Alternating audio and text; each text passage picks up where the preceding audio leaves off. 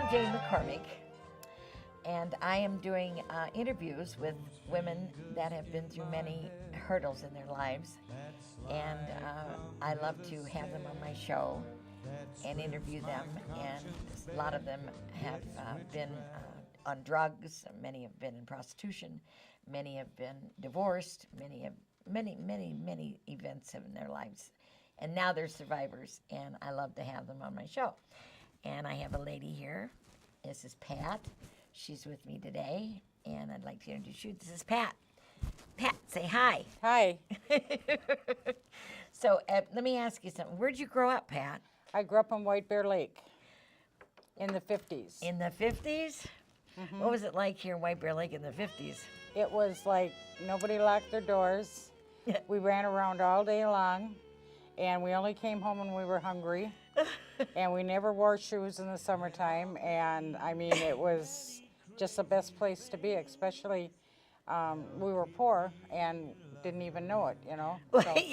People, you didn't even know you were poor, but it didn't matter. No, it didn't matter. You had your friends, and you ate what you had, and that was it. Swim in the lake every day. Oh, that was fun. I bet that was beautiful growing up. Did you ice fish as a kid? Or? No, I wasn't into fishing, but...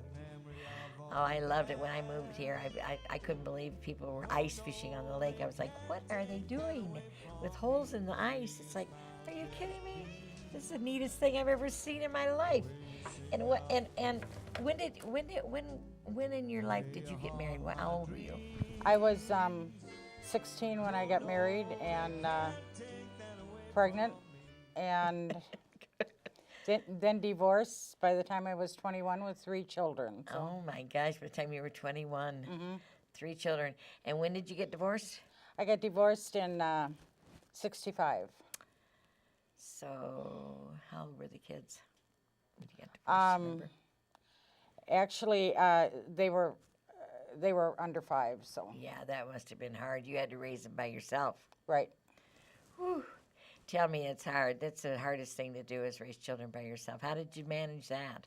Well, I did have a pretty good job at the time, although back then the wages weren't real high, and they had men's wages and women's wages, and if you were even a single woman, you couldn't make the money that men made, so. Isn't that the way it is today? Well, yeah, it still It's is. 2012 and it's still kind of that way? Well, women have a little bit more rights now than we did God. back then. Oh, Lord, yes. Well, when did women get the rights to vote? Oh, God, I think When was must it? have been around 1920 or somewhere Was it in there, the yeah. 20s? We weren't smart enough. But we weren't smart. They told us we weren't smart Smart enough. enough, right. We've always been smart. Smarter than the guys. Well, you had to bend to your husband's philosophy back then. Well, you did, yeah. Yeah. You had to go along with what, I was kind of raised that way. It was like whatever he wants, that's what you did. Right. That's what you do. You cook, clean, take care of the kids, and he goes to work and comes home and hopefully brings the bread and butter. But that doesn't always happen that way. Right. Right. That doesn't happen that way for me. I know that. But anyway, did you now? When you were divorced, do you feel that you were ever discriminated against? Well, when I got divorced, I couldn't get car insurance. Well, you didn't legally have to have car insurance then. But they wouldn't let me have car insurance for 6 months because women were too emotional to have car insurance to drive a car after they were divorced. What? Yes, and Gotta be kidding. they didn't rent to divorced women then. There was only a few places that rented to divorced women, and babysitters. I mean, that was almost impossible Oh no. to find babysitters. So I feel like that was discrimination Yes, it was. against divorced people. Wow, I never thought about that. That I never even thought about that. Yes, I worked in St. Paul, and Sibley Manor out on West 7th was one of the only places that rented to divorced or single moms. So Wow, is that still there? I wonder. yeah, that's still there. Still apartments there? Mm-hmm. Isn't that neat? That's pretty neat.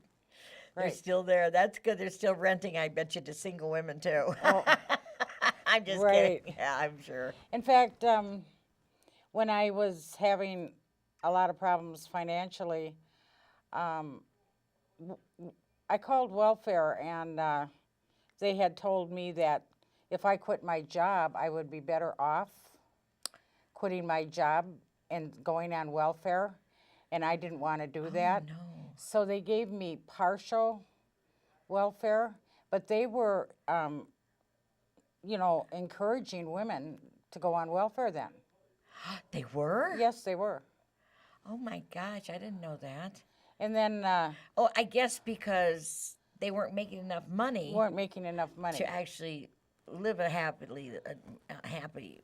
fulfilled life or buy food and stuff. Right. It must have been hard, So to get the food and the housing and everything. when I started making more money, then they cut me off. So then I had to get a second job because there was so many. Well, even now I'm sure there's restrictions, but back I would have been better off on welfare back then. So Oh my God. And then they wonder why. why women become dependent upon welfare. On welfare. Because it's been the old, from day one back in the day. Well, you couldn't get babysitters. I mean, it was hard to get babysitters and stuff. So Yeah, how could you go to work? See, that was my problem. When Bob left, my husband left, and left me and my babies, my 3-month-old and my 2-year-old, I was working at a hospital, and I had to walk to work, walk home, and pay for a babysitter, and I wouldn't make them at 79 cents or something an hour. Right. Nurse's aide, what do you make? What you make in 1958? Nothing. And so therefore I lost the babysitter, and therefore I also lost the apartment. So I was out in the street with my 2 kids. So, see, but I didn't know about no welfare. 1958. I didn't know there was welfare. Never heard of it. yeah, I don't know when welfare reform came in. I really don't. I don't either. I wish I got to research that and find out when that. Yeah. I wonder what year that did start. I'm gonna write me a note. When did welfare start? You know, it might have been with Lyndon Johnson. I don't know. That's Pardon? probably was Lyndon Johnson. It could be. Probably was. So, do you think that pizza is one of the best best delights that Americans eat, that love the most? Pizza. Pizza? Look Well, at her, your little hat on. I used to go out with a guy. He's deceased now, but he had the chance to buy the first pizza franchise when it came to the Twin Cities. Oh, wow. And he said it would never sell. Oh, it never sell. What a dummy he was. Yeah, I know. Well, he must have been pretty smart. I mean, he bought the franchise. Well, he didn't. He had, as a businessman, he had the opportunity to get a franchise. I see. so- He thought it would never sell, so he didn't yeah, get it. yep. Dummy. But So tell me about your Savoy's my pizza. Savoy pizza. And I think it was like '05. We've always eaten Savoy pizza for many, many years because it used to be located where I used to work, and my kids loved it, and they always said, "Oh, we should open up a place, Savoy, make lots of money." Yeah. So my son, we were talking about it, and I said, well, I can introduce you to Red because I knew him from years ago, because in my drinking days. Partying days. Yeah. So he went down there, and it took him 2 years to talk Red into a franchise Oh, wow. because Red did not want to franchise because he was afraid his pizza, you know how franchises go. Oh, yeah. Yeah, It they would go go down the downhill. drain, yeah, because they don't do it the same way as he does it. So they worked it out so he would have the right to pull his name if it didn't go well, Well, that was a good idea. So yeah. it's going well, and I was retired, and I started working for my son delivering pizza, an I give you something to do. old lady, You're never going to be an old lady, honey. Never. But I never thought I'd be delivering pizzas at 68 years old, I'll tell you that. That's okay. See, you're young. You're still young. You got lots of years to run around, deliver pizzas Hopefully. for your son. And but in fact, you guys they're located in Van Ness Heights. Right. Here in Van Ness Heights, next to Jimmy's. Right next to Yep. Jimmy's. But it is the best pizza in the Twin Cities area, and I think in Minnesota and probably the country. Yeah, they've always got the big awards. Mm-hmm. I know when I brought some pizza over here one day from your place, the boys made me, your son, everybody scrumped it up, snatched it up in a heartbeat. Yeah, it's very good. Although working around it all the time, I don't eat it much anymore, though. You probably got tired of it. Or you said, I can't stand this pizza anymore. But it's good pizza. Yes, it is. Very good. So where are you living now? I live in Pat? Maplewood. Are you? I'm supposedly retired, and Well, that's good. yeah, And you're having a good life? having a good life. Yeah, good. Grandchildren. Oh, how many grandkids you got? I have 5, but 2 of them are in Florida, who I don't get to see a lot. But Yeah. Oh. Well, you should go to Florida in the wintertime. yeah, I've been down there a few times, but it's just not the same as having them here all No, the time. it's not. Well, you should know that. I do know that. I've got 4 of mine are in Vegas. Oh, 4 of my okay. grandkids live in Vegas. And how many do you have here? I have 3 here, Oh, 3 okay. grandkids. But I have 4 great grandkids in California Wow. and 2 grandchildren. I have 9 grandkids and 4 great grandkids. Wow. Hiya! You know, what's the girl to do? You know, I was told to come home in a group and never listened. Now, do you spoil your great grandkids as much as you spoiled your grandkids?